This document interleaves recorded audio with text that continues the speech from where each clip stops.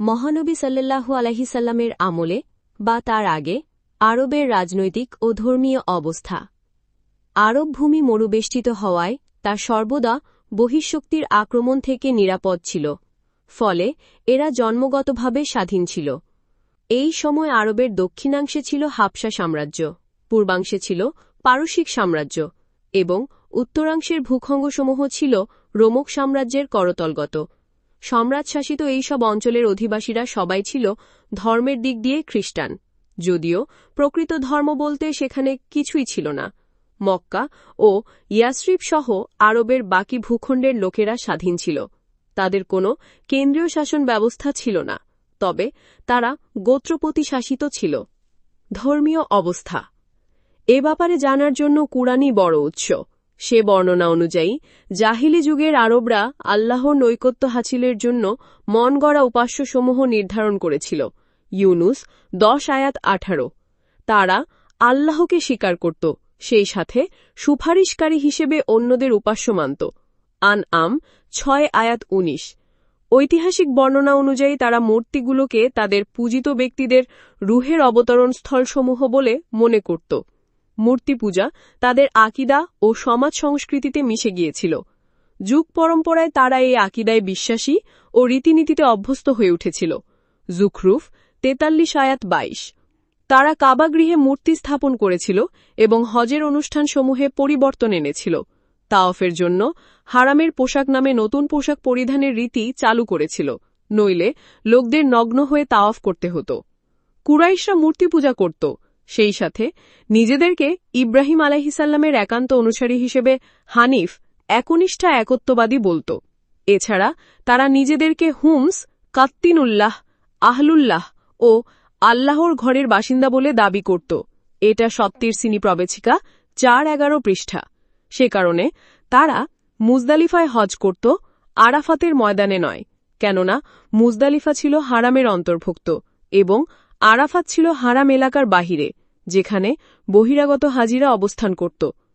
ইসলাম আসার পর এই প্রথা নিষিদ্ধ করা হয় এবং সকলকে আরাফাতের ময়দানে অবস্থান করতে বলা হয়। বাকারা 2:199। তারা হজের মাসসমূহে ওমরা করাকে সবচেয়ে নিকৃষ্ট কাজ বলে ধারণা করত। তারা কাবাগৃহে ইবাদতের সময় শীষ দিত ও তালি বাজাত। আনফাল 8:35। তারা আল্লাহর নাম ও গুণাবলীতে পরিবর্তন এনেছিল। আরাফ 7:180। তারা জিনদেরকে আল্লাহর শরীক নির্ধারণ করেছিল। আনাম 6:100 এবং ফেরেশতাদেরকে আল্লাহর কন্যা বলত। নাহল 16:57। তারা তাকদির ও কিয়ামতকে অস্বীকার করত। আনাম 6:148, নাহল 16:38। তারা ইবাদত করত, কুরবানি করত বা মানত করত আখিরাতে মুক্তিলাভের উদ্দেশ্য নয়, বরং দুনিয়াবী স্বার্থ হাসিলের জন্য। তারা মৃত্যু ও অন্য বিপদাপদকে আল্লাহর দিকে নয়, বরং প্রকৃতির দিকে সম্বন্ধ করত। জাসিয়া 45:23। তারা মূর্তির সম্মানে কুরবানি চালু করেছিল। মায়েদা 5:3। লাত ও উজার নামে কসম করত এবং নক্ষত্রের মাধ্যমে বৃষ্টি প্রার্থনা করত। বুখারী হাদিস 3850।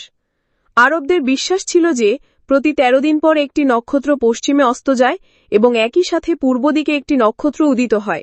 তাদের বিশ্বাস মতে উক্ত নক্ষত্র অস্ত যাওয়ার সময় অবশ্যই বৃষ্টি হয় অথবা ঠান্ডা হাওয়া প্রবাহিত হয়।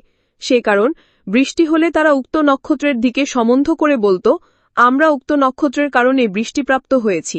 মুসলিম হাদিস 71, বুখারী হাদিস 846, মিশকাত হাদিস 4596। আল্লাহর হুকুমে যে বৃষ্টি হয় এটাই তারা বিশ্বাস করত না। এভাবে তারা তৌহিদ বিশ্বাস থেকে বহু দূরে চলে গিয়েছিল, অথচ এটাই ছিল তাদের পিতা ইব্রাহিমের মূল দাওয়াত। তাদের চরিত্র রীতিনীতিতে এমন বহু কিছু ছিল যা ইসলামকে ধসিয়ে দিত, যেমন বংশগৌরব করা ও অন্য বংশকে তাচ্ছিল্য করা। রাসূলুল্লাহ সাল্লাল্লাহু আলাইহি সাল্লাম বলেন, আমার উম্মতের মধ্যে 4টি বস্তু রয়েছে জাহিলিয়াতের অংশ, যা তারা ছাড়েনি: আভিজাত্য গৌরব, বংশের নামে তাচ্ছিল্য করা, নক্ষত্রের মাধ্যমে বৃষ্টি প্রার্থনা করা এবং শোক করা। বুখারী ফতহ সহ হাদিস 3850, মুসলিম হাদিস 934। জাহিলি যুগের অন্যতম রীতি ছিল পিতামাতার কাজের উপর বড়াই করা, মসজিদুল হারামের তত্ত্বাবধানের দায়িত্বে গর্ব করা। তৌবা 9:19। ধনশালী ব্যক্তিদের সম্মানিত মনে করা, জুখরুফ 43 আয়াত 31 এবং দরিদ্র ও দুর্বল শ্রেণীকে হীন মনে করা আনাম 6 আয়াত 52 ইত্যাদি।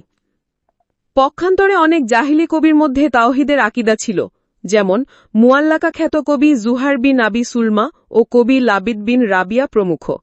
এইটা ইবনুল কাসির জাহিলিয়াতের ধর্ম তাতে আছে। কাবাগৃহে হজ জারি ছিল, হারামের মাসগুলির পবিত্রতা বজায় ছিল। অদৃষ্টবাদের আধিক্য থাকলেও তাদের মধ্যে কাজা ও কদরের আকীদা মওজুদ ছিল। ইব্রাহিমী দিনের শিক্ষা ও ইবাদতের কিছু নমুনা মক্কা ও তার আশেপাশে জাগরুক ছিল। তাদের মধ্যে সততা, বিশ্বস্ততা, সাহসিকতা, আতিথেয়তা, প্রতিশ্রুতি রক্ষা প্রভৃতি অনন্য গুণাবলী অক্ষুণ্ণ ছিল।